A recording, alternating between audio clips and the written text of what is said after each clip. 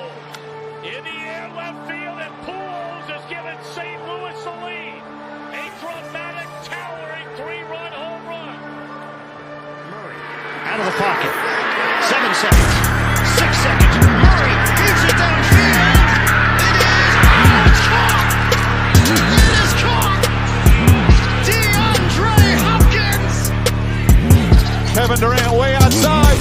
Delivers. Kevin Durant from downtown. It's a 6-point game.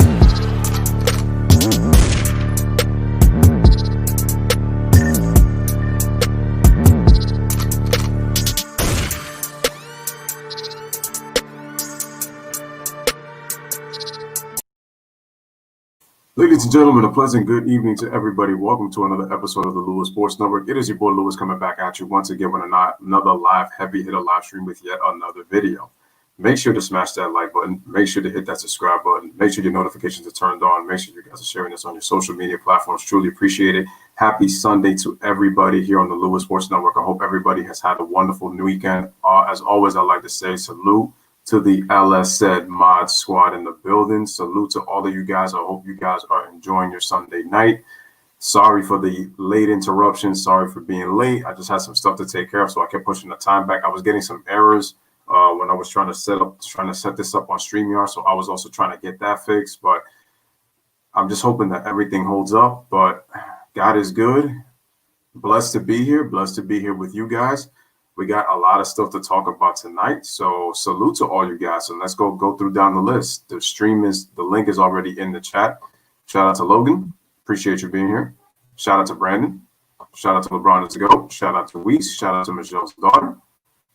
Shout out to Joel as well. Appreciate you guys being here. We got a lot to talk about tonight. The NBA season is 2 games away. We start on Tuesday night. We have the Warriors and the Nets. I will be doing that game on Tuesday. I'm going to try to see if I can get D to do that game with me. And I'm going to go back to back, ladies and gentlemen, on Tuesday night, as I also am going to do the Lakers and the Clippers. Shout out to Ryan in the chat. I see you. And again, shout out to my sister, Michelle's daughter, man. Hope everything is good with you. And then we got the Lakers and the Clippers on the nightcap. So, it's definitely going to be really interesting. And I can't wait for this, for all this to come down, man. So, again, how's everybody doing, man? Oh my God! And just like that, shout out to Michelle's daughter with the donation, $19.99 donation. She says, "Merry Christmas, Lewis. If I'm not in your chat the next few days, awesome. Merry Christmas to you as well. At least we get that out the way to get it early. So I'm excited for these Christmas games coming up, but we got to talk about that a little bit. I want to talk about the preview between the Warriors and the Nets and the Clippers and the Lakers. What am I looking forward to? And then just give some breakdowns. Again, the link is already in the chat if you want to hop on in. So I already put it if you need to look for it. But there's some things I needed to talk about to get out the way because there's some steaming topics that we got to talk about. So for one, Logan says it's tough being a Falcons fan. Yeah, I know. I'm sorry about you guys. You guys were up 17-0, and you know what happened with the rest. And it's crazy that once again it happened with Tom Brady. So, it's crazy, man. But it is what it is. Shout out to Yosis, man. Appreciate you being here. And G Money, man, what's going on, man? Salute to you, man. Welcome to the stream, bro. What's going on, Big Lou? Long time no see. How's everything with you? I'm doing great, man. How's everything with you, bro? Doing great, man. Can't wait for the season to come starting Tuesday. All right, no question about it, man. And I'm going to be doing those games back to back. So this is my first back to back that I've done in a long time. It's like working double shifts, but that's what we're going to do in the Lewis Sports Network, man. Bring you that NBA content, man. So getting ready for that, getting warmed up. I was actually supposed to do the Giants and the Browns tonight in terms of football, but I just got caught up with some stuff, so I had to push that back. I'm going to try to do Steelers and Bengals tomorrow, so I'm going to try to do that. But anyway, let's get the pleasantries out the way, man. So, G-Money, man, first topic at hand, man. What's your thoughts on Rudy Gobert getting a 5-year, $205 million extension? I like Rudy Gobert, but he's way too overpaid. $41 million is way too much for Gobert. Yes, he can yes, he can block shots. Yes, he can crash the glass. Yes, they can do a pick and roll with Donovan Mitchell. and Gobert, but I'm sorry, Rudy Gobert is way too overpaid. He's not a superstar, and I just think that Utah is just desperate to keep him because I honestly think that if they didn't give him this money, he will be a free agent and he could have left somewhere else. But Gobert to me is not a $41 million deal. And he's a good defender in my opinion, but sometimes when he plays against skilled big men like a Nikola Jokic, as we saw in the playoffs, he kind of struggles with guarding the perimeter. So I don't see why Utah would give him all that money. Personally, for me, if they would have gave him like a 5-year, $100 million extension, something like that, I can understand that. But $205 million and $41 million per year, that's way too much. And I just think that Rudy Gobert is way too overpaid, and I don't agree with this decision for Utah. No, those are good points, and I'm all for a player getting his bag, but I just think that Utah to me has hurt their future because you've already given extension to Donovan Mitchell, and now you're giving Gobert, who doesn't really. The only thing that he really does is defend and rebound. And like I said, look, he's good at what he does in terms of his job, but he's a post defender. He's a low post defender. Like that's what his job is. Especially when you put him in mismatches with point guards, he gets cooked every time. So it's not like if he's guarding the perimeter. And the thing is, the only way that he works on the perimeter if he's facing an offensive player that's probably just as slow-footed as he is, or at least a little bit to at least where he can at least match up in terms of foot speed. But other than that, it's a mismatch every single time. And then Rudy doesn't really give you anything offensively unless if he's in the pick and roll and he's able to just score easy points in from 0 to 3 feet. But he doesn't have a mid-range jump shot. He doesn't really have post moves, so he really doesn't do anything. But and I think this is why old school players kind of get upset about some of these new guys that get the money. Well, for one, it is today's NBA. We have to understand that the CBA, if we look at the salary cap, is a reason why a lot of these players make the money they make. You can look at a guy and you can say, I don't think this guy is worth a $195 million extension. I don't think another player is worth $228 million. The problem is, this is today's NBA, so you just have to deal with it. But I just don't like listen, Rudy deserves to get paid. I just think $41 million. I mean, if you're paying him $41 million, you're expecting him to put up superstar numbers at a big position, and I just don't. And he's not that person. He's not. Rudy is nice, but Rudy is nice, but Rudy just doesn't. Like you said, he's not that superstar guy yet. You know what I mean? And they could have saved some of those money to get a superstar potentially. You know.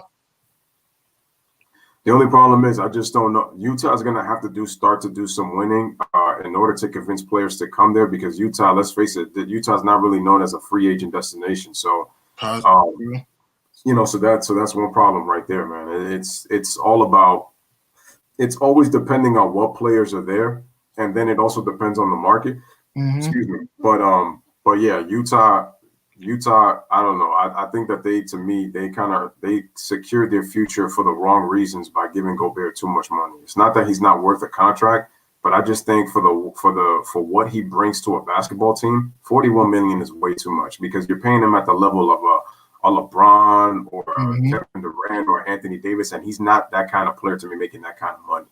Okay, and I could even say to an extent, even a player like Paul George, he's just not that kid. And even I think Paul George got paid a little too much, but at least Paul George can do more things on the court offensively and defensively that Rudy Gobert can't, even if we're comparing different positions.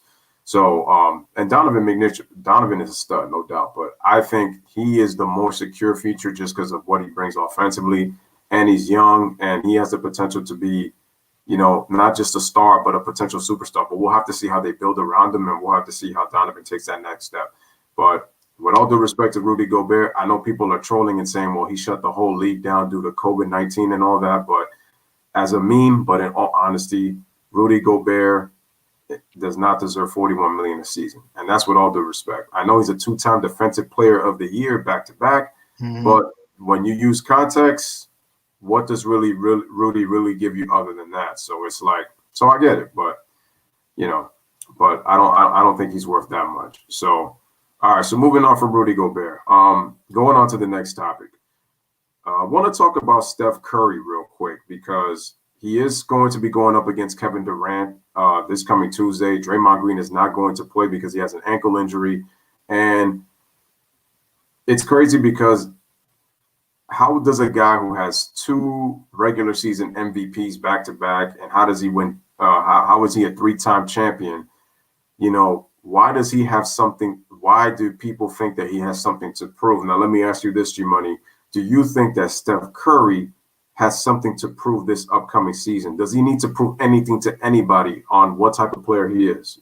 Yes or no? What do you think? No, I think his legacy is cemented. Think about this: 3 championships in 5 years, 5 finals appearances, 2 MVPs. You won unanimous. Led a team to 73 wins. In 2013, Golden State won 47 games. Led them past Denver as a 6th seed, and they almost beat San Antonio in the second round and took them 6 games. 2014, Golden State won 51 games without Andrew Bogut. Remember, took LA to 7 games, and you can argue if Bogut was fully healthy, they might have won that series. In 2015, Golden State won 67 games. Won the championship. Yeah, they got a few lucky breaks with, New Orleans, Memphis, Houston, Cleveland being injured, but still 67 wins, winning 16 games in a row. Great defensively, great offensively. That team, that was great, man. 2016, winning 73 games, not losing to any team more than once, and not having a losing streak the whole season. And Steph Curry have one of the most underrated seasons, killing teams from the parking lot, moving the rock. His off-ball movement was crazy, and that destructed a lot of teams. 2017, winning 67 games, winning a championship. 2018, I know people talk about some injuries they have, but here's an example, Lewis. Game 7, right? Rockets Warriors. Steph Curry was the reason why they won Game 7, and that big third quarter he had when KD was struggling. Because if Steph Curry does not go off in that third quarter, the Warriors probably would have lost that game, and the Rockets would have been in the finals. But, Curry had that monster third quarter. The Warriors go to the finals, and he was fabulous in the NBA Finals against the Cleveland Cavs, though. And he should have won Finals MVP, in my opinion, over KD. And 2019, despite the fact KD went down, Boogie went down, Clay up and down the playoffs at times, Iggy being hurt, Livingston being hurt, Draymond being hurt, he took that team to the NBA Finals, beating Houston in Game 6 and in Game 5. Game 6, he had, 33 in the second half, 23 in the fourth quarter, killed the Rockets with dual penetration and long-range shooting. And then against the Blazers, people keep saying Dame's better than Curry, which is blasphemous. He shut down Damian Lillard in that series when the Blazers were up, 17 or more games 2, 3, and 4, and Steph Curry was marvelous in that series, and he swept them. And then the NBA Finals, he did his best against the Raptors. It's just that due to lack of depth and some injuries and stuff, they just couldn't be able to beat the Raptors that series. And you can't blame Curry too much for last year because he only played 5 games. So I don't think he has anything to prove. His legacy is already cemented. He's a superstar, first ballot Hall of Famer.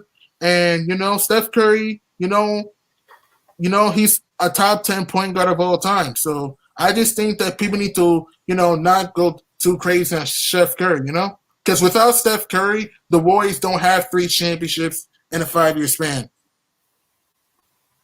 Interesting points you made. Very interesting points you made.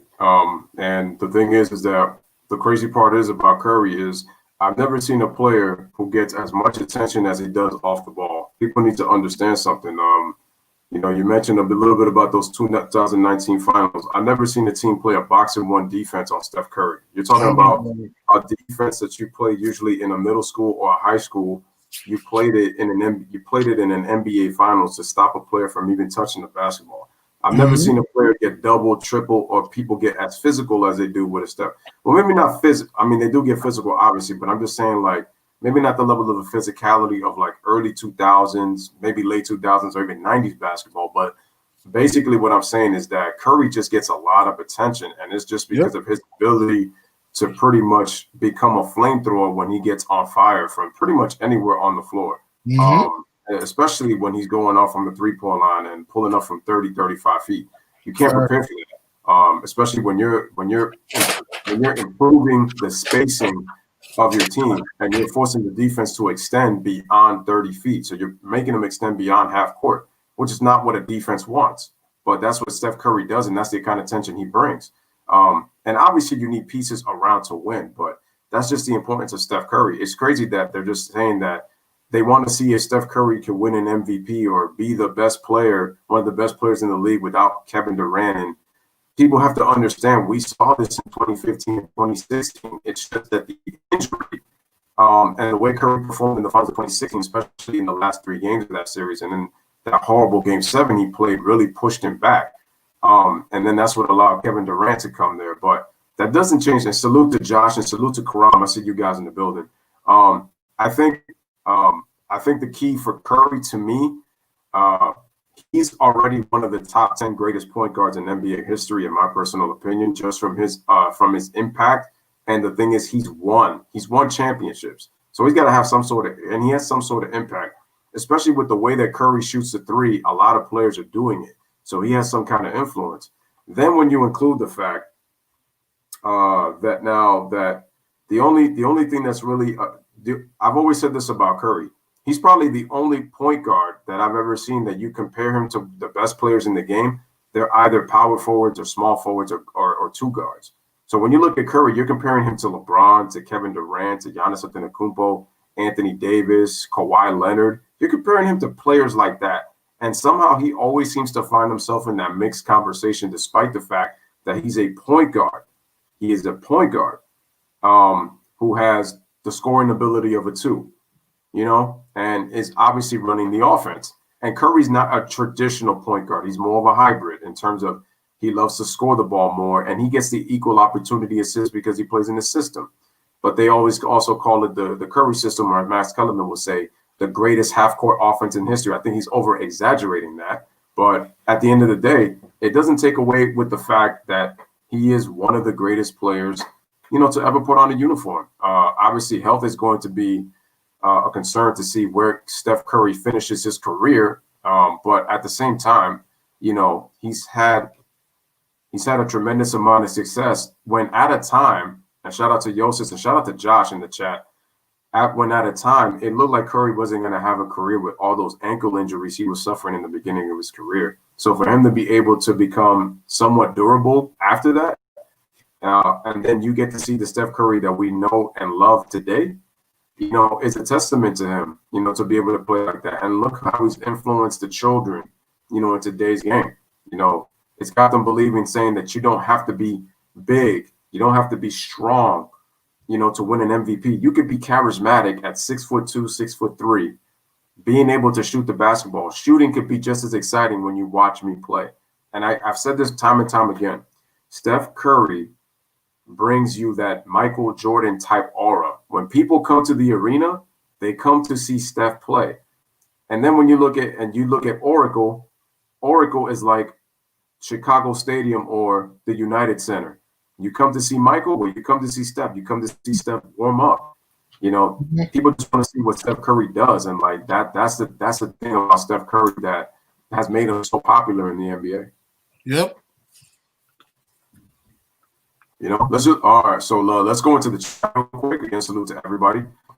We says Curry has top 3 finishing at the rim in the NBA. Right, such an underrated player when it comes to very underrated driver too, and like how he uses his strength to go to the rim, and he's very crafty when he goes to the basket.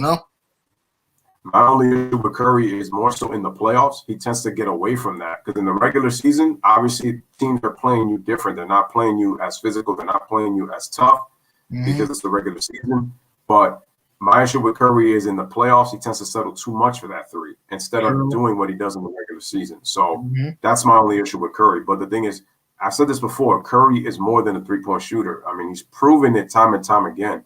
It's just once he starts to rely on that 3-point shot a little too much, people start to label him because of that. And because remember, the three is what's really made Curry's name. So let's be really honest. With all the 3-point records that Curry's broken, it's what he's become. But he's more than that. And I've seen Curry's career from the beginning to know that Curry's more than that. Again, shout out to Joel Hayward. That's right, guys. Continue to smash that like button and continue to share it throughout your social media platforms. Steph is like a Shawn Michaels of the NBA. He isn't the biggest or strongest, but for his skill, for his size, is unprecedented. That's actually not a bad comparison. HBK, I kind of like it. Some similarities there. We says, I would say the best transition offense of all time. I would have to put him right when it comes to transition offense, then we got to look. Well, I would say the only other transition offense we got to put them next to would have to be Showtime. The only difference is Showtime was always getting the 2, while the transition of the Warriors was either going to the basket or getting that 3. So shout out to Jay in the chat. I see you. Yeah, Curry puts on the show. So right. Logan says, how many rings will LeBron have if Curry had not gotten over those injuries? Well, we don't know because remember, Curry's teams, they were on the rise, but they weren't championship contenders. And what people have to remember about that 2015 season, nobody saw the Warriors coming out of the Western Conference. Nobody had them as championship contenders at the start of the season. People question, can Steve Kerr can the Warriors improve from 51 wins? It was Steve Kerr's first year coaching. Even though he had been a general manager, even though he had played with the Bulls and the Spurs, even though he was an analyst for TNT, they questioned, was he actually the right fit? Was he going to be able to coach this basketball team? Even when they signed some of the players, you still question, was this really a championship team? Curry established himself as an all-star, but nobody saw him as a superstar. That's what Curry did in that 2015 season, along with what the Warriors did as a basketball team. The things that they were doing, the league had really not seen the style of play that the Warriors were kind of doing, probably like in a while. And then it was like it took the league a couple of years to actually adjust to what the Warriors were doing. Now, pretty much everybody is pretty much doing what the Warriors are doing in terms of the three-point shot, shooting the threes. And the funny thing is, the Warriors were actually taking less threes probably after 2016 when Kevin Durant came in. So, so that that was something important. But before I continue to go to the rest of the chat, salute to my main man, Mahari Sports Nation's podcast. First time on the show, man. What's going on, Mahari, man? How's everything with you, man? Man, I'm doing pretty well, you guys. Just chilling, man. And I got a historical perspective video waiting for you guys on Monday morning, man. So, yeah, man, things are going good, man. Can't wait for the season to start. About time. Absolutely, man. So, I didn't get to see your video, but I just wanted to get your thoughts right here on the Lewis Sports Network. Again, welcome to Mahari. For those who have not subscribed to the channel, please go and subscribe to Mahari Nation Sports Podcast. I'm telling you, his historical perspectives are just awesome to listen to. He gives great insight. And then also he does cover basketball. He also does cover boxing. So if you guys have not had the opportunity, please make sure to go check this brother out on his channel. But Mahari, once again, welcome. And I wanted to get, what's your thoughts on Rudy Gobert getting that 5-year, $205 million contract extension? I was not okay with the deal, but what's your thoughts on that? With the deal, I thought that it was a bit over excessive, in my view, because of the fact that, big men in this current market of the NBA do not normally get, big deals on, with the exception of, Anthony Davis, and then you could say DeMarcus Cousins before he, his injuries started piling up.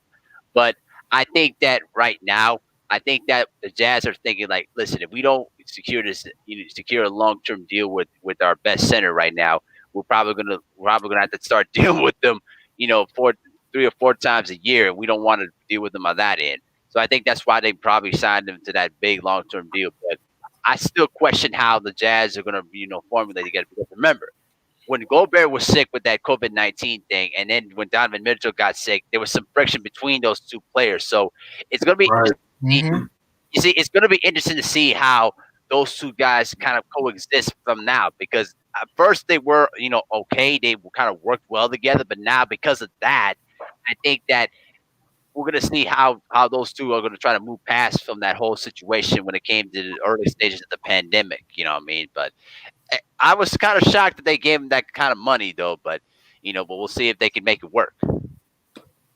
All right, man. Those are interesting points, and that was something that I forgot to mention, and I'm glad you brought that up, because I said to myself that with what happened, and I remember I was supposed to do the game between the Thunder and Jazz, and I remember when they came out with the report that he had gotten sick, and then supposedly, and I remember Rudy got killed in the media, and I remember Stephen A. went off on him a lot, which is why I feel like I said, the media, they always play 2 sides to their mouths, which is why you can never take those guys seriously.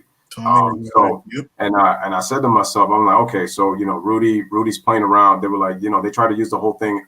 Okay, he was a little bit careless with the whole thing with the microphones and all that, but I felt like they just went a little bit too hard on him because I also thought about, I was like, we don't even know Donovan probably could have gotten sick before that and then probably gave it to him. And then it affected pretty much other guys in the locker room. So it's like, we really don't really know the backstory. They just look at the fact that the mic was used and he was just being careless, touching all. They just took that and they just kind of ran with it. But we really don't know what happened. And that was also one of the part of the reasons why their relationship kind of went sour for a bit. But Mahari is absolutely right. You're absolutely right. I got to see how their relationship unfolds, and I just wonder, are they going to really be able to build this team? With the fact, and I understand why they made the deal, but I just think for what he provides defensively, and the fact that he's not really much of an offensive center, except for when you're just able to pretty much get him on pick and rolls, and he's not really much of a post-up player. I think it's just a little too much because it's kind of like he's kind of getting superstar money, and it's like for a defensive player, he's really not that. So I just wouldn't have given him. He deserves money, but I just wouldn't have given him to it that much. And I think this is why I said it before, why old school players kind of tend to get mad at some of these new age players getting the money that they make is because some of these guys have not like really worked on their games. And I said that today's game really lacks fundamentals. Like they Oh yeah. Yeah, because they can say that, the game is much more skilled now. But again, what the premise of the guys from the 80s and 90s, and we could go beyond that, or even guys in the early 2000s, there was a lot more skill than there was a combination of skills with fundamentals. So, and that's really, really lacking in today's game. So, there's that. And also, Mahari, wanted to get your thoughts on Steph Curry. We and G Money just touched up on a little bit. I feel like the media, to me, in a way, is trying to put a lot of pressure on Steph, thinking that he has a lot to prove this season, to try to see if he can lead the Warriors to the playoffs, which I said that he's done before Clay and Draymond became prominent players on the Warriors, and then also with becoming an MVP and being able to lead a team. And they always want to use the whole Kevin Durant stigma to connect to Steph Curry. Do you think that Steph has to prove himself to people? Because in my opinion, I think his legacy is cemented. But do you think he has to prove himself? Do you think that he has to get maybe like a finals MVP? I don't think he needs a regular season MVP, honestly, because he's already proved that he could be the best player in the regular season. But do you think that he needs probably a finals MVP to kind of solidify himself as like one of the all-time greats when it comes to playoff performers? I find it always, hypocritical when the media likes to play these kind of double standard games. It's one of the things that I learned about when I was studying journalism too, that the media always likes to play a lot of favoritism, and it's not supposed to be the way, but unfortunately, it's human nature. We always have biases and favorites on a lot of certain things. Now, when it comes to Curry is concerned, the man has pretty much proven that he can carry a team. So how could we sit here and say that he has a lot to prove when he's actually done that? Listen, he became the first player in history to become unanimous MVP. The last person that was close to being unanimous MVP was Shaq, and that was only off by one vote. So I don't understand what the narrative is coming from, other than the fact that they want to put more pressure, unnecessary pressure, than he has to. He's already made the playoffs. He's already won championships. And I don't think that winning a finals MVP has to solidify anything. He's already won his rings, regardless of what people will think. He's won his rings. All right. Listen, people don't understand how bad the Warriors were before Steph Curry came. The Warriors at that time, they had some good, decent teams, during certain periods, but they were not able to sustain the talent or sustain anything together. Okay. Right. Listen, that's the thing that people don't understand. The Steph Curry has made the Warriors a attractable place to play now. It wasn't the case years ago. I even remember when the Warriors had like Baron Davis and Steven Jackson and Jason Richardson for a stretch, and then that team broke apart. So the bottom line is, I don't see that pressure of, he's got to prove that he can carry the team to the playoffs. No, he don't. He's already won his rings. He's already made the playoffs, and he's already an MVP. He's already won a couple of MVPs. To me, if he retired right now, he's already a Hall of Famer. First ballot Hall of Famer. He's a first ballot Hall of Famer. There's nothing for him to prove at this point, other than just adding more accomplishments to what he's already been made throughout his career. So I don't see it. Mm-hmm. Yeah, and I was telling G Money, I said that I've never seen a player to the point that Steph has become a guy that you have to pay attention to all the time. That's what Steph Curry's game has done. And I was telling him that, and I was telling the chat, I said, think about it. I just told him, like, in the finals against the Raptors, like, they played a box and one defense. When's the last time in the NBA you've ever seen a box and one defense against a player to make sure he doesn't even touch the ball? And if you look at the off-ball defense on a lot of teams, they make sure that he does not get involved. The minute Curry starts to get involved, everybody gets involved. So they feel like, again, how do you kill a snake? You cut the head off, and that's what they do. What they focus on. That's what they do when they focus on Curry. So that's what they're doing. So I just think that Curry, to me, I just think what he needs to honestly do is just go do what Curry does, and whatever people have said about him, in the offseason, and I could go through a countless list of people who have said things about him. The only thing he really has to do is just go out and play ball and just continue to improve the Warriors team that he has now. I'm really interested to see, what James Wiseman is going to do with them. I'm interested to see, how Draymond comes back, this season. And, again, thoughts and prayers are for Klay Thompson, who, tore his Achilles when he worked out after coming off the ACL. So that's going to be 2 full seasons we don't see Klay. And I know everybody is going to want to see Klay back. So it's like, once you see Klay, everybody's going to want to see, what this Warriors team is going to look like fully healthy and what they can really do. So can't wait to see that. But all right, man, guys, moving on to the next topic. So Anthony Davis has just come out, I believe it was today, and he has talked about saying that he confirmed that it was true that he was in talks with Paul George about possibly joining the Indiana Pacers when Paul George was still an Indiana Pacer. I wanted to get your thoughts on that. Why didn't Indiana, in your guys' opinion, if these talks are true, why didn't they try to pursue and get AD and Paul George? And how do you think that pairing might have worked out if they would have joined together? If you're Indiana, you gotta be pissed at yourself. If you got Anthony Davis and Paul George, that team, if you add a few more pieces, could knock off the Miami Heat. Because think about this. They took the Heat 7 games without a true superstar. You know what I mean? If you have AD on the court with, let's say, if you have AD on the court with PG, George Hill, Lance Stevenson, that team could have definitely been the Miami Heat because AD would have killed Miami with nice post position, fadeaway jump shots. Because Miami, what killed them in their run was they couldn't stop big men in the post. That's the thing. AD can post up sometimes, and AD can kill them with the mid-range shot. If Roy Hibbert was feasting on Chris Bosh, I'm pretty sure Anthony Davis could do the same thing. Do I think they would have beat the Cavs with AD? I'm going to say no, but I do think that if AD was on the Indiana Pacers with PG, they would have at least given Cleveland some trouble. As like in the 2017 playoff run, when they got swept by the Cavs, you have to understand, some of those games came down to the wire. If you have Anthony Davis on the court, I'm pretty sure they can win 2 of those games because that's another go-to guy to help out PG. So at best, I'm going to say if they had Anthony Davis to help out Paul George, I think the Pacers would have went to a finals, but I don't think they would have beat, a Western Conference team. But if AD did go to the Pacers, at best, they would have given the Cavs more trouble, but I don't think they win. Okay, G-Money. Mahari, what's your thoughts on it, man? I'll tell you this. It just goes to show you once again how cheap the Indiana Pacers were back then.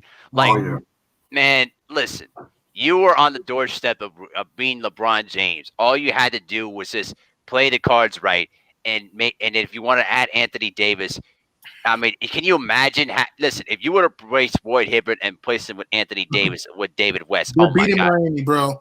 Oh, that front line would have had that front line. I'm telling you, the Heat would have had no chance. Exactly. But they shot themselves in the foot. Think about this for a moment. The Pacers basically had the best record in the East at the first half of the year. But then when they let go of Danny Granger, they lost a key component to that chemistry. And then they tried to supplement that by bringing in Evan Turner, and that really killed the chemistry of the team. Then they brought in Andrew Bynum, who was basically done at this point. 1 second. You know what I'm saying? And it's like they ruined the chemistry of the team by bringing in unnecessary pieces that did not fit their system. And don't get me started with the Paul George and Roy Hibbert stuff. Oh man, that was a mess. That really killed their chances of beating the Heat. And then by the time they made the conference finals, they were already They were pretty much a mentally walking wounded team because they pretty much shot themselves in the foot, and that was the end of that. They just broke apart when they basically could have gotten themselves started. But if they would have added, think about this: if they would have added Anthony Davis, if they would have kept Roy Hibbert and let David West go, and added Anthony Davis, man, that's a tall front line.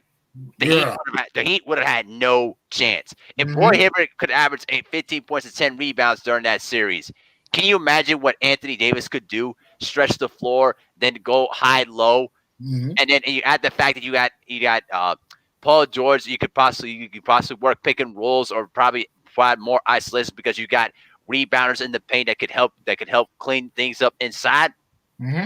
Oh man, no chance. Big time facts.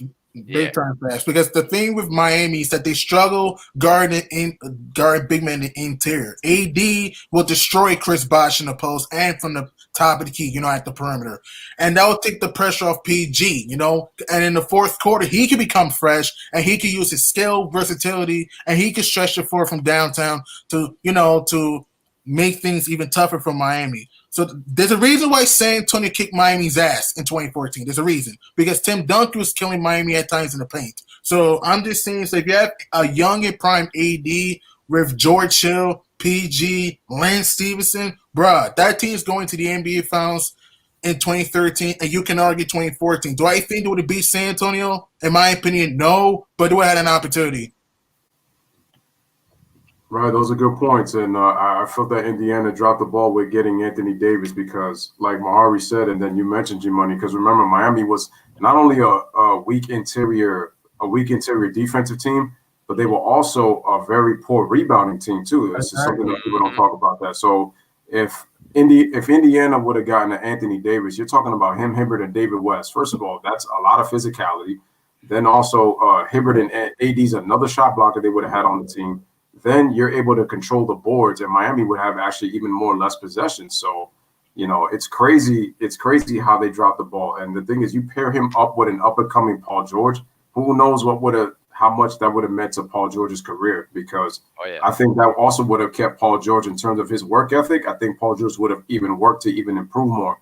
Because if you look at Paul George right now, it's, I just think that he's way too distracted. He focuses too much on social media. And he's not really focused and dedicated to trying to get better as an NBA player, because Paul George has got the talent he has the talent to be one of the best in the league, but it's just not always there. And the reason he's got the reputation he's gotten is because, one, he opens his mouth, but then when it comes to stepping on the court and proving it, he can't do that. And I don't like when he compares himself to other players and say he's not them. And then when it's time for him to perform in the last, 3 to 4 seasons, he's come up short in the biggest of games, and that's just not a good look on his part. So Paul George, stop running your mouth, stay away from social media, focus on basketball so that you can help the Clippers become better, because right now you have the label of, with Kawhi Leonard, Clippers choking a 3-1 lead, when they were supposed to meet the Lakers in the Western Conference Finals, according to last year. So, and, I want to talk, going next, speaking of next topic, going into Lakerland, Kyle Kuzma just got a $40 million extension. LeBron is all excited that Kuzma's got his deal and stuff like that. So, what are your guys' thoughts on the Lakers re-signing Kuzma for a 3-year, $40 million extension? Good move, bad move, or in between? I think it's a decent move for LA. Kuzma is young. He could hit from downtown. Could drive to the hole, could use his versatility to get to the rim. I know Kuz didn't play off. I know Kuz was kind of up and down in the playoffs last year, but I think Kuzma's a young talent you like to have on your team, and he's a pretty nice guy. So I think Kyle Kuzma will help the Lakers with their youth and their depth, though. And like I said, man, if the Lakers can stay healthy, I'm telling you, man, this team's gonna get back to the NBA Finals. And will they win it all? I don't know, but I'm saying that keeping Kyle Kuzma is a big move for them, because that's a young piece that you can. That's another guy who can hit a big shot for you, who could create his own shot and he's pretty good at moving off the ball. So that's what I'm saying. So keeping Kyle Kuzma is big if you rob Pelinka, Jimmy Buss to help out LeBron, AD, Gasol, Wes Matthews, Schroeder, Harold. You know what I mean? So I think keeping Kyle Kuzma is a decent move for them. Well, as for me, I'm in between on that because listen, I like Kyle Kuzma and I like his upside, but to me, I think that the Lakers kept messing around with his role too much, and he really wasn't a guy that he's a guy that needs more touches and more minutes on the floor for him to be effective, and his defense is not great. But True. I think that what the Lakers have to do is, figure out what's the best way to put Kuzma in and how to get the most out of him. Because anytime he's got like 30 or 40 plus minutes a game, he could drop 20 or 25 points. Mm-hmm. One of the things that Luke Walton did right, the only thing he did right was he knew how to use Kyle Kuzma effectively, and he knew how to utilize him in key positions on the floor to get the most out of his production. Mm-hmm. And when Frank Vogel became coach, he messed around with his role too much, and he got way too many inconsistent minutes. Now, the stats may tell you one thing, but if you actually were watching the games, you would think to yourself, well, why isn't Kyle Kuzma being the scoring dynamo that he can be? It's because he's not getting the consistent minutes. So here's what I'm hopeful for the Lakers this year. What I'm hopeful is they will give him a little bit more consistent minutes, but also don't allow him to be a spot up guy because that's not what his role is. He's basically a high volume scorer. If he has to be on the floor for at least about 25 minutes a game to try to get you at least 18 points, then you're utilizing what he can do. But if you're trying to make him a spot up guy, that's not what he is. And I think that if you try to get him as a spot up guy, it's not going to work out for you. And I don't think we would appreciate that. Yeah, I mean, it's a great point that you made, Mahari, because I said this all the time. I'm not a Luke Walton fan, and you can see what happened when you look at what's happening right now in Sacramento. He's proven to you what kind of coach he really is. But the one thing I always gave him credit for was how he used Kyle Kuzma, and I thought he utilized him very, very, very well before Frank Vogel took over. And Frank Vogel tends to play around with what kind of role Kuzma's going to have. And I don't think Kuzma is at best a spot-up shooter. Kuzma does well on the move when he has the ball in his hands to create his own shot because he needs his touches, and that's how Kuzma is able to score. He's not the greatest defender. He's not the best defender. And the thing is, he doesn't bring any intangibles. So it's like with Kuzma, in order for him to have impact on your team, he has to be able to get touches to be able to score the ball. So I'm interested to see how the Lakers are going to really implement him this year, for this upcoming season. And hopefully for the benefit of the Lakers, it's not to the point where it's like they gave him an extension and then he's not able to be of use on the basketball court. And then next, because the thing is, you could even also say this. What if they gave him an extension, they see some kind of value that they could probably try to trade for, hopefully trying to get Kuzma up the shots and try to, be able to score the rock to where if he's having a great season, think about it. The Lakers might use that as kind of trade bait. And I could say that easy that LeBron's all excited, but I've seen this, before. I've seen this downplay before. He'll be excited for his teammates or whatever. They get paid. And the minute that a trade possibility comes up to where it can improve the team, LeBron's going to sign up for it. So my only issue with that is I've always said that if you have to improve the team, it's fine if a player has to get traded. I just think the lack of honesty is what kind of bothers me, especially with a superstar of a LeBron James, because it just makes him come off as a little bit kind of phony-ish in a way. And at the very least, it's like if a player's going to get traded, at the very least, you just say, hey, listen, because the thing is, if we know LeBron's history, he does better with veteran teams. He doesn't do great with young players when he has to actually play with a young core that have to actually develop, that's going to have growing pains. They have to be from the ground up. They have to actually develop over time to actually become, better players, to really live up to their potential. So, we're definitely going to see, what they do with Kyle Kuzma. So I just think that's an interesting situation. But again, congratulations to Kuzma getting his bag. So salute to him on that. But let's see how it works out in Los Angeles. All right, moving on to the next topic, and I think this is going to be kind of a two-part fold in this. So we all know that Kawhi Leonard, obviously, on the Clippers, and he blew that 3-1 lead, obviously, with Paul George, pathetic P, as I call him, with the way he played, and then obviously with Doc Rivers, who's now in Philadelphia.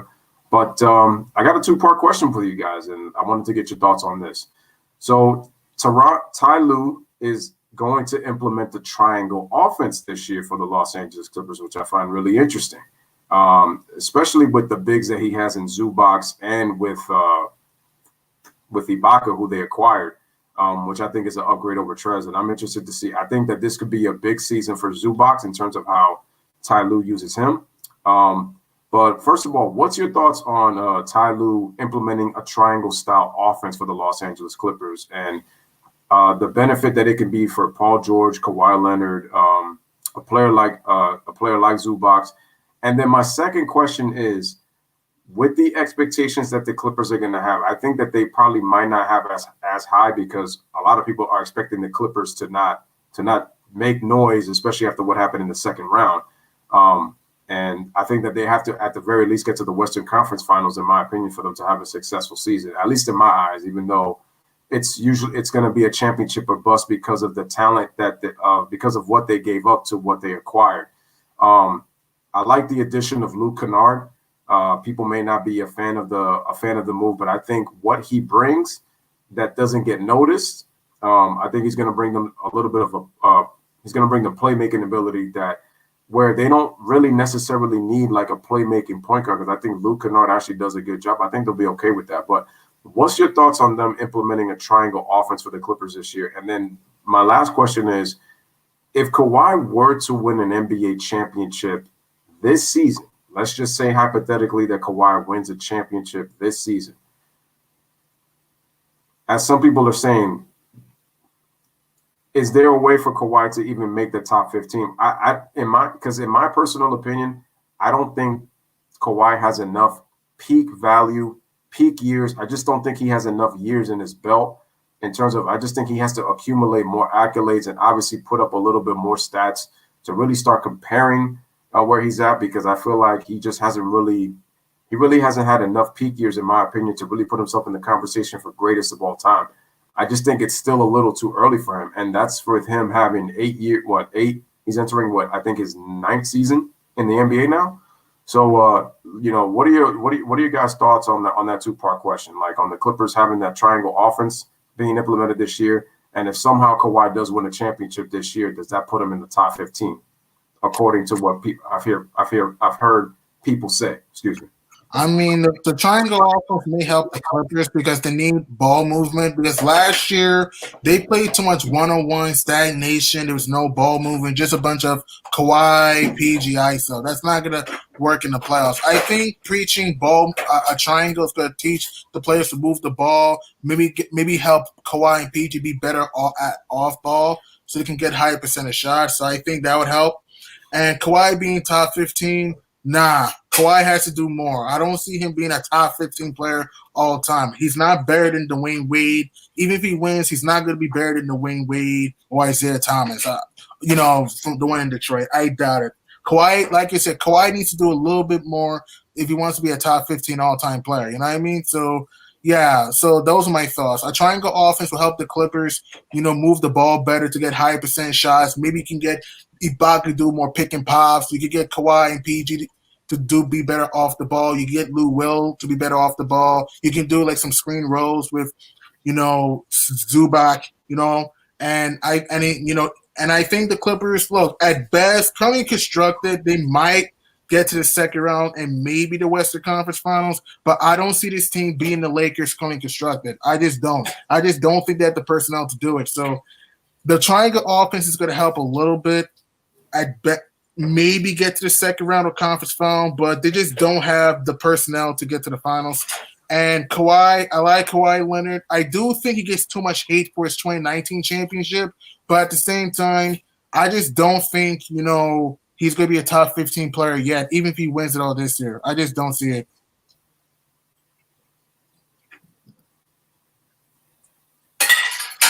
Okay, well, I will say like this.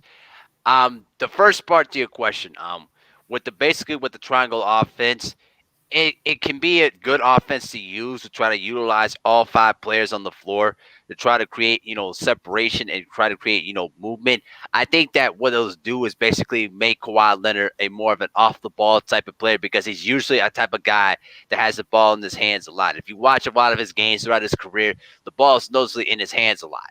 So I think that it will help him learn how to work off the ball a bit. I think that Paul George has been used to getting the ball a lot in his hands in terms of, isolation plays. So I think that it will help him out in terms of, working off the ball, learning how to like use a lot of movement to try to shift around the defense a bit. And I think Zubac could benefit from that too because it allows him to be more of a player that can work on the high post and try to, utilize the movement to try to create, passing opportunities or create good screens to set up, some good two-man game type of action. Now, in terms of Kawhi Leonard, being a top 15 player, I mean, here's the thing with Kawhi, all right? Kawhi is a really talented player, and he's really, proved himself in his 9 years in the NBA. But I think that the big difference between, him and with the LeBron and with a KD is that he's never had to like, you know, learn how to carry a team, basically from the ground up. Because remember, when he was drafted, he was basically was indoctrinated to a team with Hall of Famers, like with Duncan, Ginobili, and with Parker, and playing with a Hall of Fame coach in Greg Popovich. He never had to worry about carrying an entire load. He pretty much learned how to like, win and how to like, win and keep big moments of a championship and learn how to, take over the games when he had to. But I think that even if he wins another championship, I think that is going to take him a couple more years. And maybe if he wins an MVP award, maybe we'll put him in the conversation of top 15, great player. But I think to me, he's top 25. I mean, he's already had like 2 straight years when he won Defensive Player of the Year, and it should have been a third year if it wasn't for that bogus, debate job by Draymond Green and the Warriors to take that away from him. But I think that Kawhi Leonard, when it's all said and done, when his career's all said and done, he's going to be in the Hall of Fame, basically on the fact that he was able to carry that Raptors team to a championship. But I think that he needs more, good years in his resume to really much warrant that. But so it'll take some time. But here's my concern with Kawhi: is health.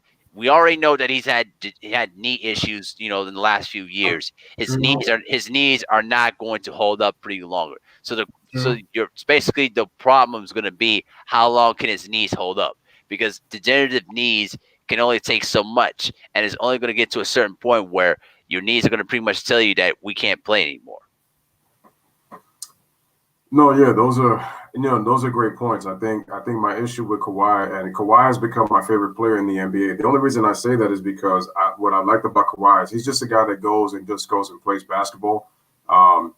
Just comes to work, comes, does his job, pretty much leaves. Like that's just it.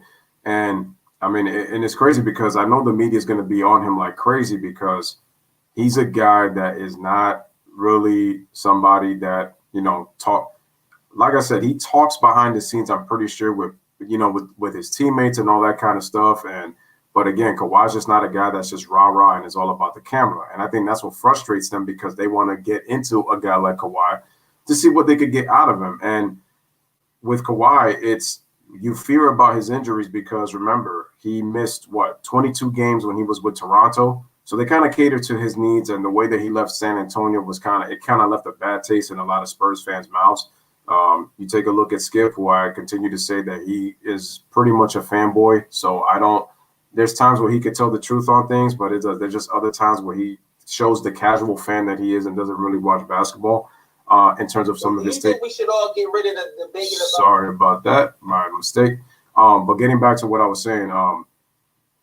The issue that I have with Kawhi is the fact that he has a hard time staying healthy. With that degenerative knee issue, that was one of the reasons why there was a lot of chemistry problems. So him and Paul George, I know Paul George missed the beginning of the season last year. He missed the first 11 games of the season.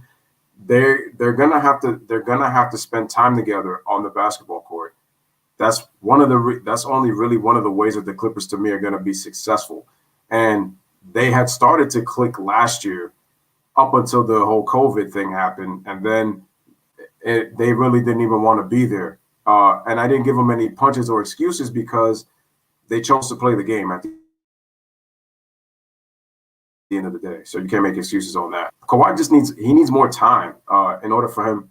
And I agree, Mohari. I thought Kawhi was Defensive Player of the Year in 2017. And a very small sample size is what he did in the Western Conference Finals in Game 1 against Golden State. That's true. How he was able to impact the game defensively. And this is with Kevin Durant, Steph Curry, Draymond Green, and Klay Thompson on the floor. He was staying with me the whole game. I'm sorry for interrupting. If you watch that game, there was times when Durant was trying to move, Kawhi was moving his feet too to force KD to take tough contested shots. Remember, the Spurs were up 25, and don't forget, Tony Parker did not play in that series because he had a quad issue they had in Game 2 against Houston, and David Lee got hurt in Game 3 in that series. So, yeah, people forget about that, you know?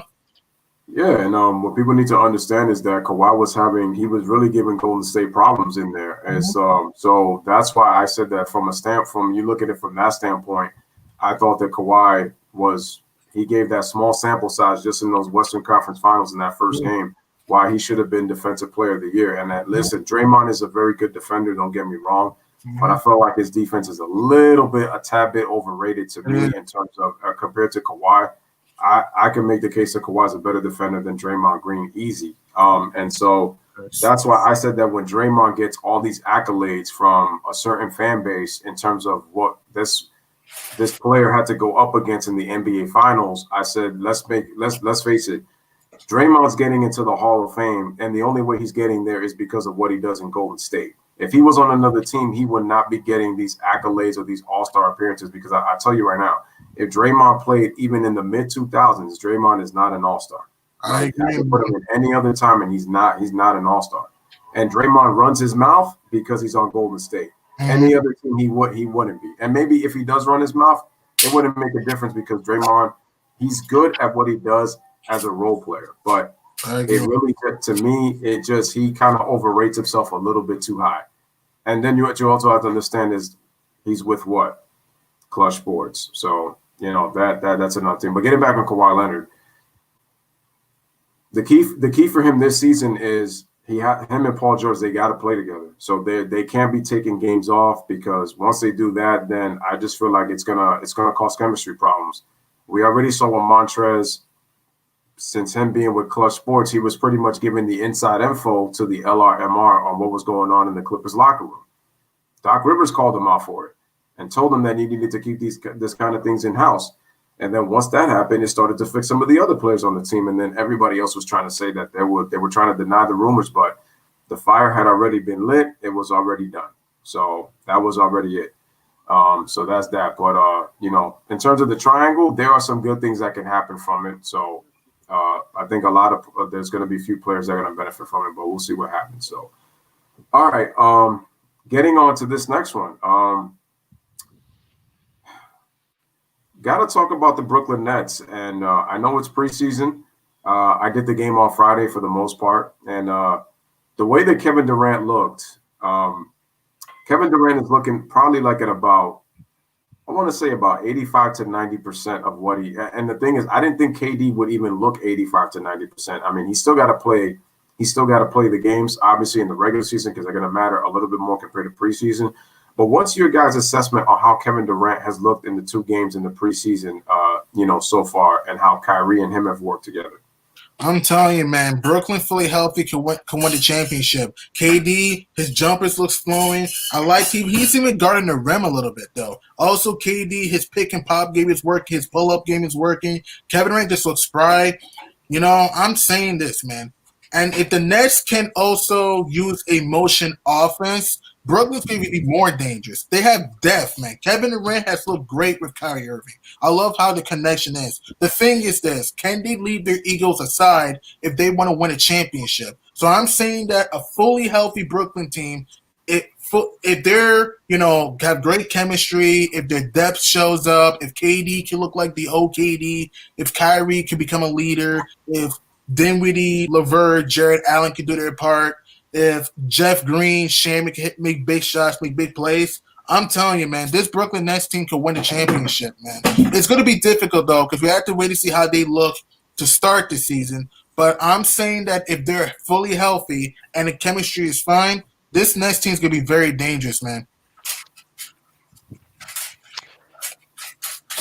Okay, well, I think that I'm watching some of the highlights of Kevin Durant. He looks, fluently to what he was before. The thing that people have to understand is that he's only had about a few games and a few minutes on the floor to really acclimate into his game once again. But it's not like he's not like he's rusty or anything. It's just more about conditioning and just getting his wind back. But it's not going to take long. I told this to a colleague of mine, at my workplace.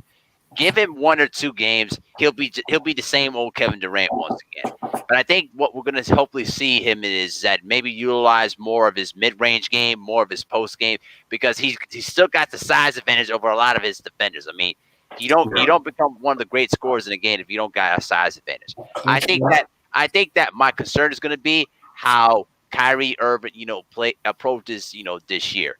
Because the one thing I'm concerned about with Kyrie is that he likes to dominate the ball a lot and pound the air out of the ball, taking 10 dribbles to get a shot off. And I think that if he does, if Kyrie takes that kind of approach again, then the Nets are not gonna win the title.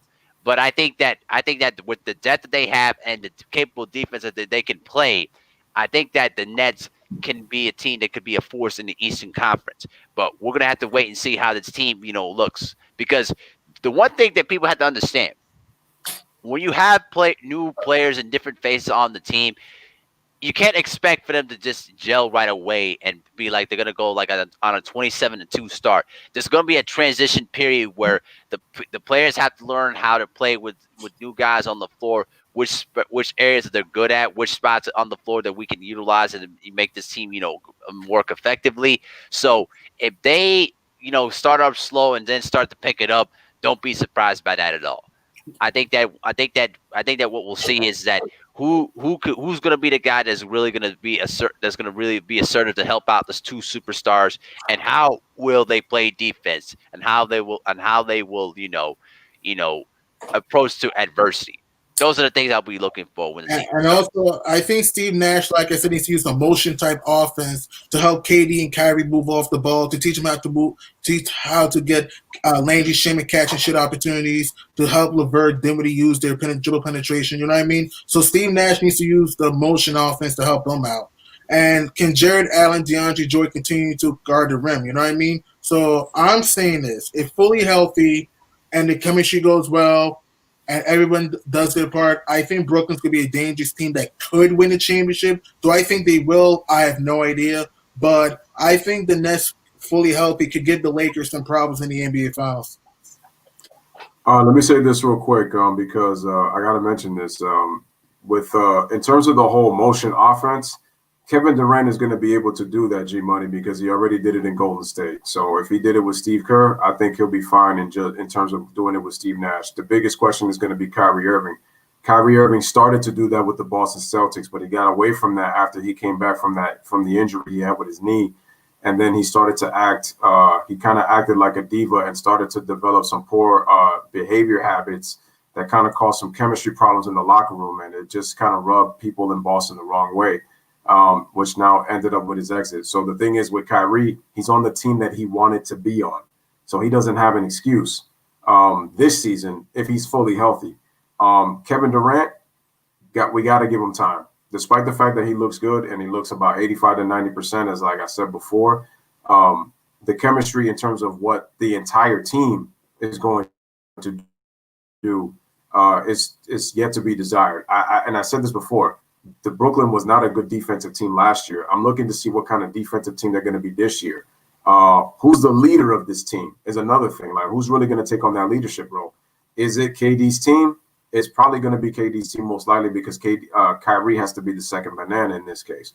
So now KD's never really been known as a leader, but people are going to say now, can KD really lead this team? And in terms of what they are for the Eastern Conference, the Brooklyn Nets they're loaded. The Brooklyn Nets are loaded. The question is what they do in the regular season, and then how deep do they go, once the playoffs start. Quite honestly, on paper, they have, to me, the best team in the East. But the thing is, you don't win games on paper, you win games on the basketball court. So we have to see what they do on the basketball court. But I honestly think that they're going to be in the top of the Eastern Conference. I just don't see with the talent that they have. I don't think why they can't be up there, honestly. But chemistry will be a thing on both sides of the ball, offensively and defensively. But I'm not really worried about Kevin Durant because he already played off the ball in Golden State. So he proved it, and it helped them win championships. The issue is going to be Kyrie Irving. Also, the key thing is how those guys deal with the media. In terms of Mahari, what he's talking about with adversity, because we know how these guys are with the media, and we know how the media has pretty much attacked both of these guys. Because remember, and I don't mean to bring his name up, but he is the common denominator. And what is the common denominator? It's LeBron James. In terms of Kevin Durant, he's talked about how the media is toxic towards LeBron to the point that they don't even talk about basketball anymore. It's all about stories. It's all about narratives, and it's all about headlines. Kyrie Irving's issue is he was a former teammate of LeBron. They won a championship together.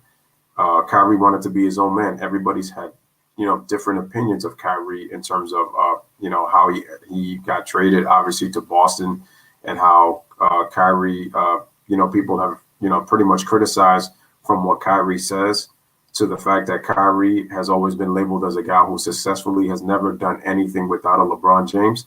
So my biggest question is going to be also are Kevin Durant and Kyrie really going to get the credit if Brooklyn is to make a deep, not only have a great regular season, but make a deep playoff run? And then if they do go to the NBA Finals and win the NBA championship, let's say if they do, I'm not saying that they're going to, but if they do, how's the media going to treat them?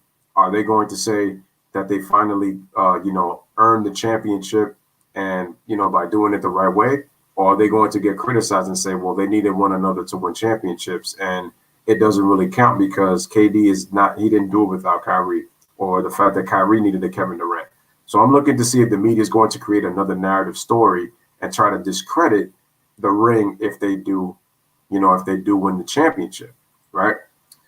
All right, guys. So we got a couple of more, two more topics, man, before we close out the show. Once again, guys, make sure to smash that like button, man. Make sure to also, make sure to share on your social media platforms if you haven't. And if you're new to the channel, make sure to subscribe to Lewis Sports Network. Again, thank you to G Money and Mohari for being here. So had to talk about Zion Williamson. The reason being is because I heard he lost 25 pounds. He does look a little bit slimmer, and he does look stronger. He's playing to his strengths. And I just want to ask you guys, what are your expectations of Zion Williamson this year? Hopefully that he stays healthy and he can maintain his weight. What is your expectations on Lonzo Ball? And then obviously with Stan Van Gundy as the head coach of the Pelicans, and how far can this Pelicans team go, up and coming this season? Do you think they take steps back, or do you think this Pelican team can show signs of improvement and make a playoff push in the Western Conference? The Zion, I think, will have a good year. I think he'll keep showing his athleticism, needs to work on his post-up game. I think he'll have a very good season this year. In fact, we will see Zion on Christmas Day in South Beach. So I'm just saying that Zion, I think he'll be having a good season this year, use his athleticism, quickness, he just needs to use his strength to make layups, needs to power guys inside. And Stan Van Gundy, hey, he did take the Pistons to the playoffs with Reggie Jackson, Andre Drummond, KCP, that team, Tobias Harris. And also he took Dwight Howard and Jameer Nelson and the Orlando Magic to the 2009 finals against the Lakers. So I think Stan Van Gundy will do a decent job in New Orleans. For Lonzo Ball, he needs to step up, okay? He's been really inconsistent. His jump shot's really been up and down. His defense kind of took a step back last year. If you actually watched the Pelicans last year. And Lonzo Ball needs to ignore his dad's crazy expectations to play his game. So for the Pelicans, and also Brandon Ingram, even though he's a great scorer, he needs to play smart in close games. There were so many times down the stretch of games he took too many ISO shots and took too many fadeaway shots and not, relying on the team offense. So at best, I'm going to say the Pelicans missed the playoffs slightly, but I think they'll be a better team this year. But I don't think they'll make the playoffs this year because I think teams like the Suns got better. I think the Jazz is still a playoff team. I think the Warriors, even without Klay Thompson, I think they'll get in. I just think that the Pelicans will miss the playoffs slightly. That's my guess. I actually disagree. I think that this time around, I think the Pelicans will make the playoffs. I don't. Here's the thing. I like what the Phoenix Suns were able to pull of getting Chris Paul, but I think that those guys are not ready for the playoffs yet. I just don't see the Suns, making it, to the playoffs. I think they'll be in the mix, but I don't think they're ready for that. I think that this time around, I think the Pelicans are going to, make a necessary step forward in making the playoffs. I think Zion's going to have another great year. I think that Brandon Ingram's going to continue to have another great All-Star year. The big question for me is going to be obviously Lonzo Ball. Can he get his game to, be more consistently improved? Can his jump shot come together? But also, can his defense can take another step level and also suppress, the idiotic, comments that his father will say a lot of the time. But I think I actually have the Pelicans as the 8th seed in the playoffs. I disagree. I think they are ready for a playoff push. You guys make both great points, and the thing is, the reason that I think the Pelicans have a better shot of making the playoffs is the Western Conference actually has more questions than answers when you really look at the landscape of the West. And I say that is because the Lakers are the defending champions. That's one. Are the Denver Nuggets going to push forward, or are they going to take a step back? Because remember, they made the West Finals in the bubble. But now, even though there's no fans, they're going to be in their arenas this time around. So it's going to be a little bit different. So there's no bubble this time. That's one. The Clippers, what kind of team are they going to be this year? Are they going to be able to, play the defense that they're capable of playing? And then when they run this triangle, what's their offense going to look like with Paul George and Kawhi Leonard? Can they play more games? Can they stay healthy? Can they develop the chemistry so that the culture is a better culture instead of the cancerous culture that was last year when Montrez was there? So there's that. Dallas, obviously, with Luka and the help of Porzingis, that's in question. Even though Dallas has a nice team, and I do like the addition of Josh Richardson. So there's, but Mahari does bring up a cool point. The Suns played great in the bubble, but let's be really honest, that was the bubble. So this is now it's a little bit different now. And even though they did get Chris Paul, are they going to play the same way they played in the bubble? That has yet to remain to be seen. If they can pull off the Oklahoma City Thunder of last year and be that Cinderella team, then that shows you the value of Chris Paul. And I got to give him all the credit in the world. The fact that he's having this kind of impact at this stage of his career with young teams. So I have to give Chris Paul a lot of credit if they're able to do that. But I think with Stan Van Gundy, I think the structure that he's going to bring to this team, that Alvin Gentry, which for the life of me, I do not understand how this guy continues to get opportunities with the idiotic coaching moves that this guy makes. It's just unbelievable. And he's already sitting with Luke Walton up there in Sacramento. Good luck with that in Sacramento. Good luck with that, man. Yeah, I just don't understand it. And they were both together in Golden State, so that's a marriage made in heaven for them. But obviously that there's that. But you look at the San Antonio Spurs. They're in a transition year. They're not what they once were. We don't know what Golden State is going to be this year, and they don't have Klay Thompson this year.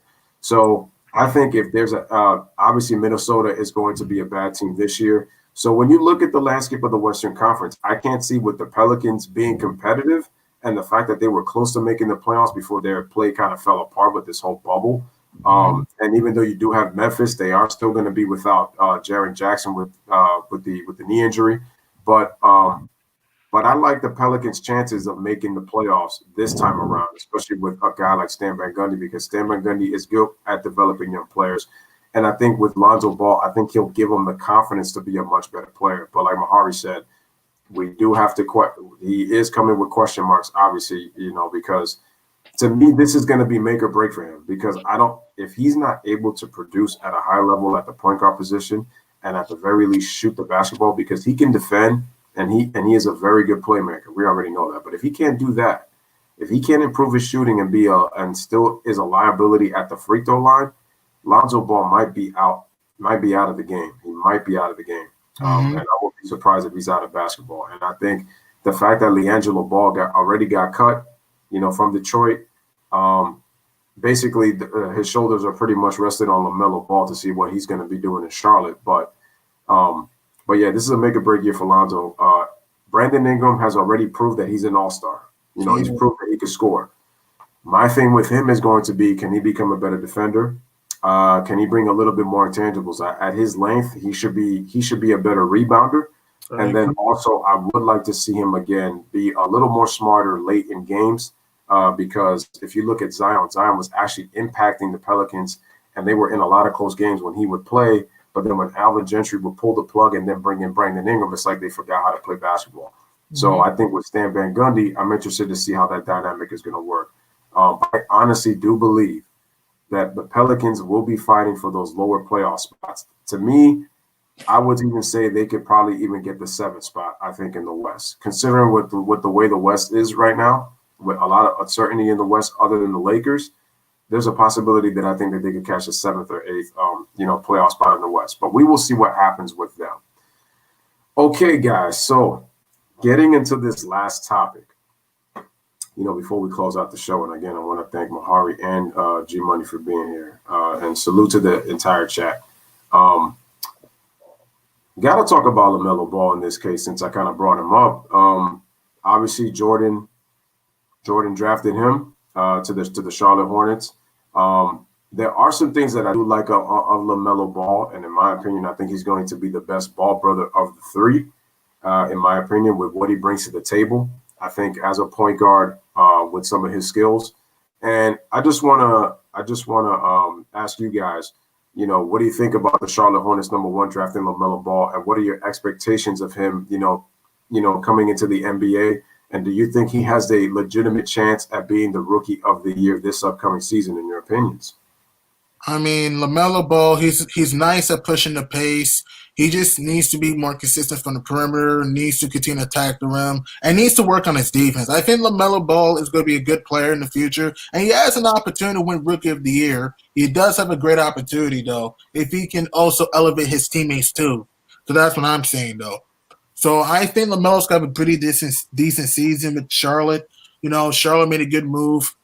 Even though Michael Jordan's not a good owner at all because he sucks at drafting, I think he hit the home run with this one. So I think LaMelo Ball's gonna have a good season in Charlotte. He's good at pushing the pace, getting guys involved. I think he'll do a good job doing a pick and pop with Devontae Graham, getting guys like Biyombo pick and roll lobs. I think he'll have a pretty good year. Just needs to work on his defense though. And I think he's going to have an opportunity to win Rookie of the Year. Do I think he will win it? I don't know, but he'll have an opportunity. And James Borrego, look, if Charlotte's going to have any chance making the playoffs, which I don't think they will, James Borrego needs to use the right rotations and lineups, okay? That's just been his problem ever since 2016. He doesn't use the right lineups and rotations, so he needs to manage LaMelo Ball's minutes well. Like, if he's impacting the game, you got to keep him in the game to get other guys confidence. So, yeah. And also, if Gordon Hayward, Lord help me if he can stay healthy, which he can't. If Gordon Hayward does come back healthy, LaMelo Ball can also give Gordon Hayward those, opportunities for him to score at the elbow, mid-range area, even at the three-point line. So I think LaMelo Ball's got a pretty good season, and I think he'll have a chance to win Rookie of the Year. Well, I tend to think that LaMelo Ball is going to be probably the best player in the draft, though. I think that the big difference between him and Lonzo is that LaMelo is much more assertive and much more aggressive in his approach to the game. Mm-hmm. Big difference to what Lonzo did in his rookie year. That's a big thing for me because the big criticism of Lonzo is that he's too tentative and he's too conservative and doesn't go get after it. LaMelo is completely the opposite of that. Obviously, his shooting is going to. I think LaMelo's shooting ability is going to get better as long as he works on his mechanics and works on his rotation. Because all those ball brothers need to work on their shooting. To be honest with you. But I think that LaMelo is going to have the potential and the capability of possibly being Rookie of the Year. Do I think he made it? I don't know. But I think that Jordan finally hit a good draft pick on this one because I think that you got a guard now that can take control of a team and can pretty much learn how to set guys up to get scoring opportunities. And if Gordon Hayward can just stay healthy for once, I think Charlotte may have something. They might have an opportunity. I don't think they'll make the playoffs, but I don't think so. If Gordon Hayward could stay healthy, which who knows, and LaMelo Ball can show rookie of the year status, and maybe Devontae Graham steps up, Malik Monk, Cody Zeller, Biyombo can step up, they have an opportunity, though. I just think that the bottom of the East got a little better with Atlanta, Washington. Hell, New York is playing some good defense. I just think that I don't see Charlotte get it in, though. I just think Charlotte needs a go-to guy. That's the problem. They don't have a go-to guy. And James Borrego, look, he's not a great coach, okay? James Borrego, Terry Stotts, Mike D'Antoni, Brett Brown, they're just not great coaches to me because they just don't make adjustments when their team struggles because questionable lineups, lack of consistent rotations. You know what I mean? Yeah, I just don't see – Charlotte has some young talent, but I just don't think the Hornets have enough to squeak into the playoffs over the Hawks, Wizards, Knicks, things like that, Yeah, interesting. You know what? I think that LaMelo has the potential to be the rookie of the year. Definitely has to work on his mechanics, on his shooting. I think Lonzo has made small strides in terms of his jump shot. He's improved his 3-point shooting, so it's in the upper 30s. So that's a nice sign, at least for Lonzo. It's just taking him a while to get confident and be a little bit more assertive, which at times you can still tell that he's really not as assertive still. But the one thing that LaMelo's already got going for him is the fact that I already said it. Out of all the Ball brothers, he just seems the most confident out of the three. I think he believes in his game, and confidence takes you a long way, especially for a young player. Coming into now, you're playing with the big boys now in the NBA. So everything is different when you're playing in college, high school. When you're playing in international and overseas, it's still different when you come and play the NBA game. So, it's going to be interesting to see what, LaMelo Ball does. But I think this was actually the pick that actually Jordan did well. Now, when it comes to building, we'll see what happens. But I don't think Charlotte will make the playoffs because I just don't think that they have enough. What G-Money was saying, rotations for one. And then obviously, number two, they don't really have a superstar. They don't have a go-to player. So, and again, I just felt Gordon making $120 million for 3 years, especially with his injury history, I thought was a bad move on his part. And being hurt his hand again, right? And being hurt his hand again, like, damn. Gordon Hayward is unlucky. Like, think about this. 2018, his first game against Cleveland, they were supposed to have an opportunity to not only beat Cleveland in the East, but maybe contend with Houston or Golden State in the NBA Finals. But he gets hurt the first game. Daniel Tice gets hurt too, which people don't talk about that. Kyrie Irving gets hurt, and Boston loses to Cleveland in 7 games. Then in 2019, he was up and down in the playoffs, especially against Milwaukee. And then in 2020, he had a baby, he had a baby, and he also hurt his ankle against Philadelphia in Game 1 and didn't really come back until the Eastern Conference Finals against Miami. So, yeah, and then now he broke his hand. So, if you're Charlotte, this is a bad break, man, because they're going to need healthy bodies if they're going to have any chance to make the playoffs for the first time since 2016. All right, real quick, guys, man, before we close out the show, because I did also say that we were going to preview the December 22nd matchups to start the season. So, guys, once again, for those who don't know, the regular season starts on December 22nd. That is on Tuesday. So I'm excited for that. I will be going live back-to-back. So I will be doing the Warriors and Nets. So we have the Curry versus Durant. So first meeting since they were teammates. And last time that they were opponents was back in it really goes back to 2016, just for the fact that they didn't get a chance to go up against one another because KD was hurt the whole year this past season. But doing that, and then obviously the second game is obviously the Battle of LA, Staples Center, between the Clippers and the Lakers. Just want to get your thoughts, guys, real quick. How do you see the games playing out for both games between the Warriors and the Nets and the Lakers and Clippers? And who do you guys have winning on opening night on Tuesday to start off NBA opening week? I'm going with the Nets over the Warriors. I think Brooklyn, they're just deeper than Golden State. I think KD's going to have a pretty good game, I can say, against his former Bay Area buddies. You know what I mean? Sadly, Klay Thompson won't play because think about this. If the Warriors were fully healthy, this could have been a finals preview, potentially. But sadly, since Klay Thompson's out, I don't see it. I think Brooklyn will kill Golden State with their depth, their length with Jordan and Allen.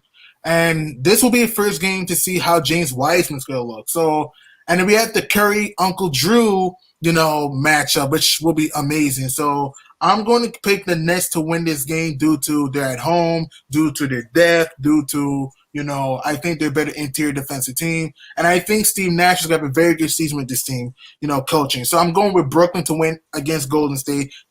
The Clippers and Lakers, come on. I got the Lakers. Like, I can guarantee that. I got the Lakers over the Clippers. Like, come on. Like, I'll make this short and simple.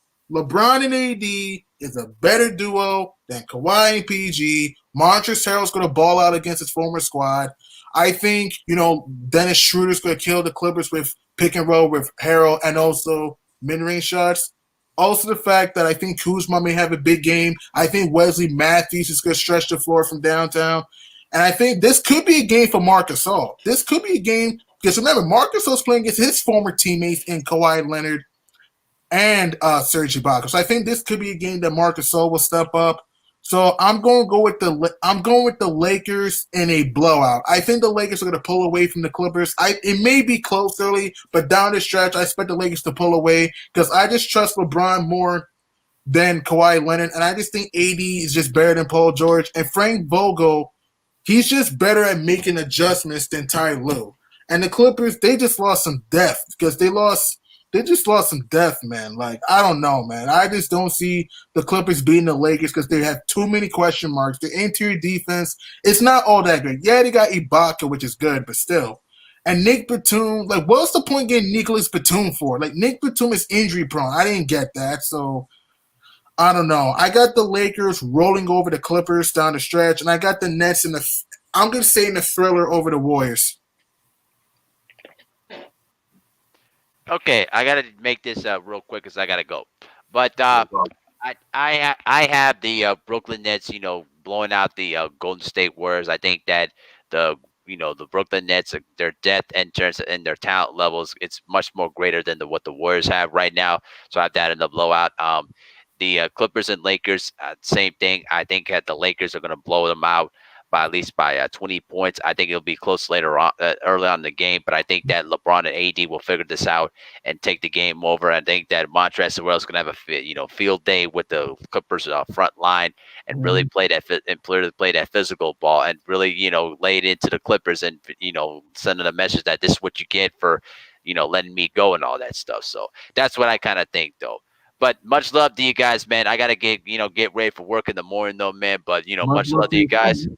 Yep, for sure, guys. Much love to you guys, and I'll see you on the next one. Peace. All right. Salute to Bahari, man. Thank you for coming, man. More than welcome to come on future live stream. So, ladies and gentlemen, that was Bahari Nation Sports Podcast. Make sure to go check out his channel and be sure to check it out, man. So, thank you for coming, Bahari.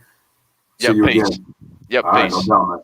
Okay. So real quick, G Money, before we close out the show. Who do you have leading? Who do you have as the player of the game for the Brooklyn Nets and the Warriors game, and then for the Lakers and Clippers game before we close out the show? I'll make this quick. My player of the game, I'm going to say Kyrie Irving. I think Kyrie's going to dominate down the stretch. I think because Kyrie loves playing Chef Curry a little bit. He loves playing Steph. So I think Kyrie Irving's going to have a big game. I think KD is going to take him time to adjust. And then for the Lakers and Clippers, I am going – it's going to be between LeBron, AD, or Harrell. But if I have to choose, I'm going to say Montrezl Harrell. I think Montrezl Harrell's going to have a monster game against his former team. So my player of the game, Kyrie and Harrell. All right, no doubt, man. All right, so that was G Money once again, ladies and gentlemen. So, ladies and gentlemen, I am going to put an end to this stream because I also got to get ready for work in the AM tomorrow. But salute to G Money, and again, salute to Bahari Nation Sports Podcast for being here. Want to thank you guys for being a part of the stream. And like I always say, man, a shout out to Ryan, as he always says, man, we are family. We chat together. We're family. We chat together. We stream together. We're family for life. This is Lewis Sports Network telling everybody to have a wonderful night. We will be back tomorrow with some WWE content. All right, it'll be the Undertaker versus Batista rivalry. So we're coming back with some wrestling, and then I'm going to do Steelers Bengals. Hopefully, if I get a chance to later on that night. If not, I'll be back with football the following week coming up on Thursday and stuff like that. But anyway, we chat together, we stream together, family for life. Shout out to Logan, shout out to Josh, shout out to Jay, shout out to Yosis, Shout out to LBJ King. Shout out to Michelle's daughter, Joelle Hayward. Shout out to everybody, G-Money, Mohari, everybody who was in the stream tonight. If I didn't get a chance to say your name, this is Lewis Sports Network telling you guys, bless up, live, laugh, love. Thank you guys for being a part of the stream. Like the videos, subscribe to the channel. Make sure to share on the social media platforms. And like Lewis Sports Network always says, I am gone. On the pool. In the air, left field, and Pujols has given St. Louis the lead. A dramatic, towering 3-run home run. Murray out of the pocket. 7 seconds. 6 seconds. Murray keeps it downfield. It is caught. It is caught. DeAndre Hopkins. Kevin Durant way outside. Delivers. Kevin Durant from downtown. It's a 6-point game.